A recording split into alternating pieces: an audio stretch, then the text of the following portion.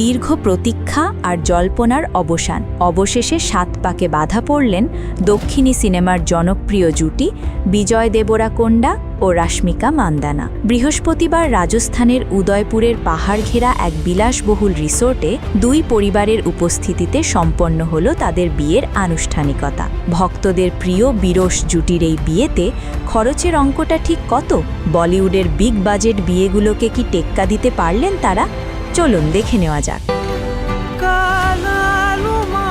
উদয়পুরের যে রিসোর্টে এই বিয়ের আসর বসেছিল সেখানে রয়েছে ১১৭টি বিলাসবহুল কক্ষ, যার এক এক রাতের ভাড়া ৭০,০০০ রুপি পর্যন্ত। শুধুমাত্র ভেন্যু ও প্রাথমিক ডেকোরেশনেই খরচ হয়েছে প্রায় ২.৫ কোটি রুপি। বিনোদন বিশ্লেষকদের মতে প্রাক বিবাহ অনুষ্ঠান ও পরবর্তী গ্র্যান্ড রিসেপশন মিলিয়ে এই অঙ্ক অনায়াসেই ৫০ কোটি ছাড়িয়ে যাবে, যা দক্ষিণ ভারতীয় তারকাদের বিয়ের ইতিহাসে অন্যতম ব্যয়বহুল। ২০১৮ সালে গীতা গোবিন্দম সিনেমার সেট থেকে শুরু হওয়া এই প্রেমের গল্প আজ পূর্ণতা পেল।